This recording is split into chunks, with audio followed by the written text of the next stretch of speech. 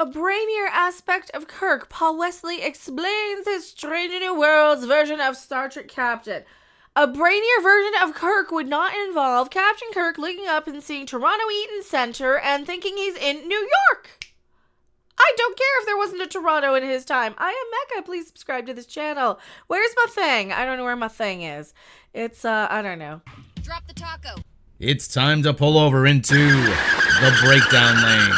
Could this year get any fucking worse? I'm crunching on ice. I don't know why.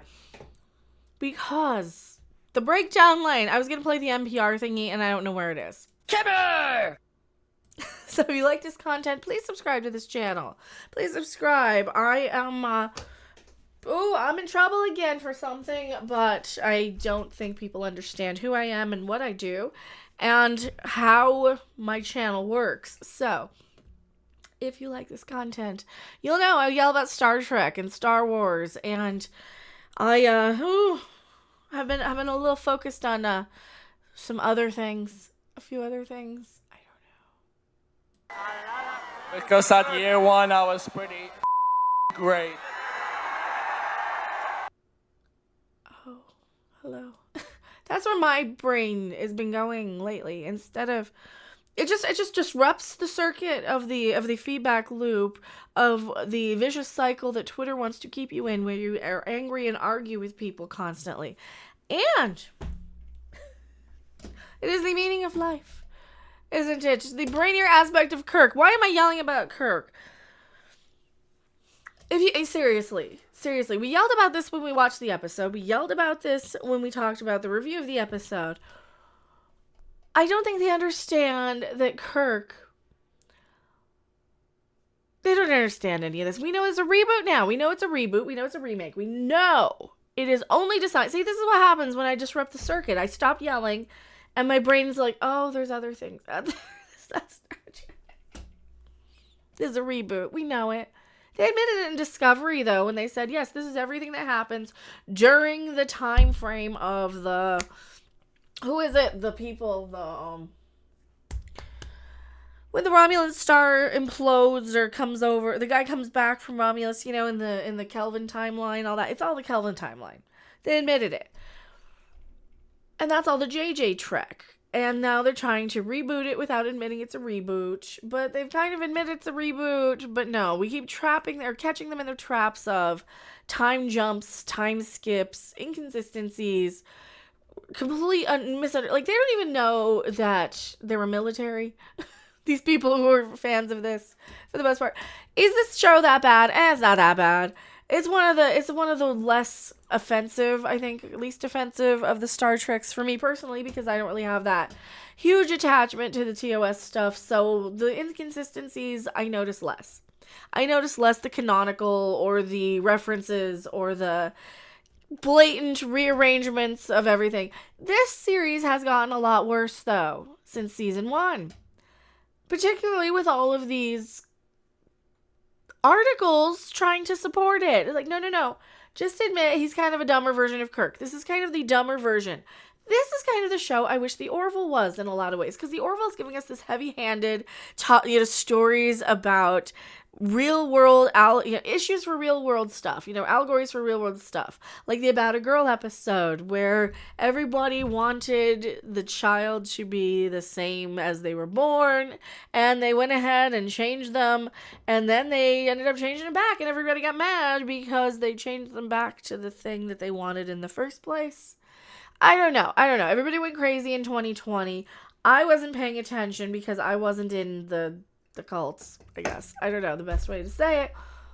And I noticed that everybody now are running a bunch of these weird articles on Strange New Worlds, forgetting that, I kind of gave it an honorable mention last season that it was kind of halfway reasonable. But no, Kurt's a butt knocker. Kurt is a butt knocker in this. Spoilers. He's Captain Buttknocker. He's not a brainier version. He's just an idiot. He's a dim twit. He goes around looking right up at, Toronto Eaton Center. We must be in New York. No. Oh, New York doesn't exist in my timeline. Yeah, you're a dummy. You're a butt knocker. That's the only way to put it. He's Captain Butt Knocker from the Starship Butt Knocker. That's really all it is. Do we have the thing? Go, go, go, go. I was looking for the Beavis and Butthead Hate New Trek. I don't have that one handy. That's a good one, too, if you've ever seen. Oh, here, this one. And I need you both to know. I'll carry it everywhere I go. This is the power of math, people! Whoa. I think I just figured something out, Beavis. This sucks. Yeah, me. Sheer fucking hubris. This sucks more than anything that has ever sucked before. The blast shield, it's a blast shield. When it comes down and it goes up, blast shield!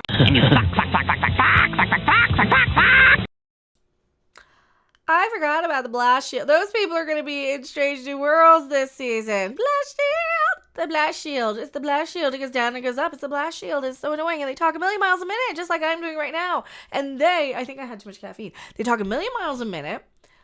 They talk over each other. There's never a gap in between the talk. It's like watching a YouTube jump cut thing. I was doing some of those for a while. Should I go back to it? I can sit there and just double speed my own videos and go jump, jump, jump, jump, jump, jump, jump, and then cut out all the garbage and then use the back end. And they like that. And they were promoting them more that way. Maybe I should start doing that. Yes, no, maybe so. Because editing takes time and there's a million topics I want to cover. You know, topics like watching things I care about watching, and like Harrison Ford. See, do we care about Indiana Jones and Harrison Ford? Or you want to know what I want to look at? Here. What do I want to look at? Home. Let's go home to my Twitters. Oh, this is a thing to look at.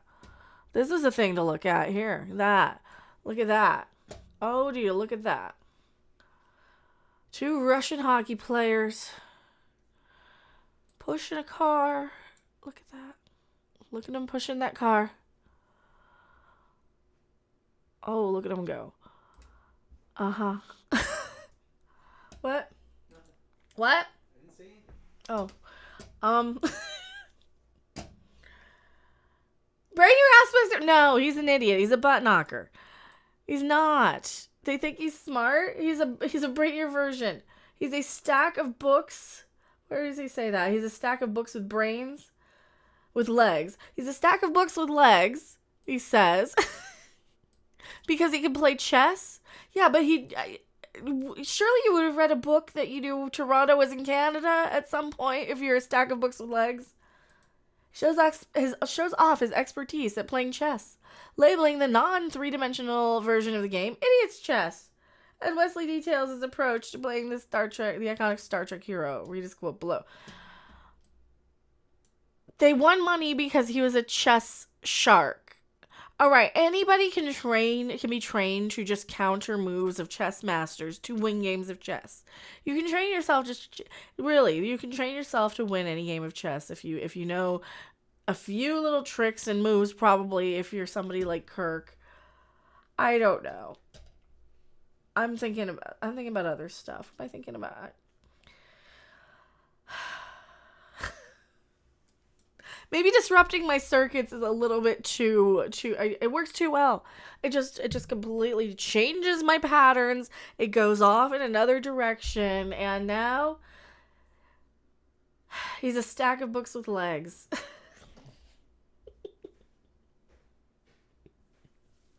Yeah, but when you go around looking like, huh? I don't believe you. I'm not going to believe you anymore. So no, you're not a stack of books with legs.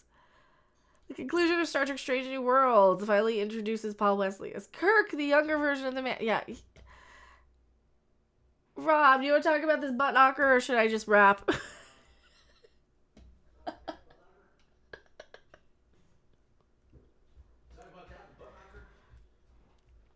They lost me after the Toronto Eaton Center.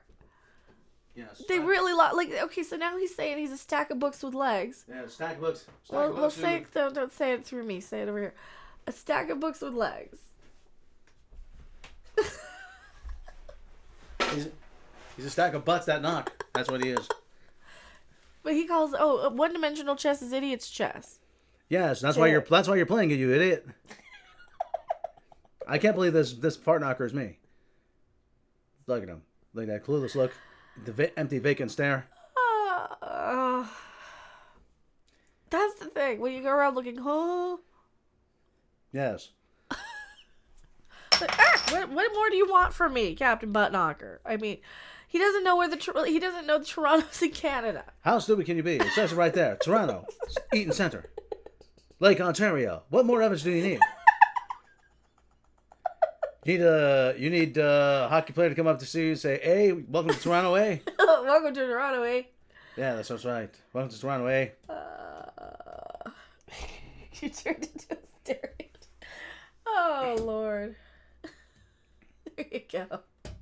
Yes. And how could Spock forget about her? Spock. How could you... Continuity Singh doesn't ring a bell, huh, Spock? You mind melded with her. She was chief of security for 2 years. Great rack. Really? You sure you don't remember her? No? All right. He's not. This is just an article to make excuses for it. I'm going back to my live chat. Don't you go anywhere.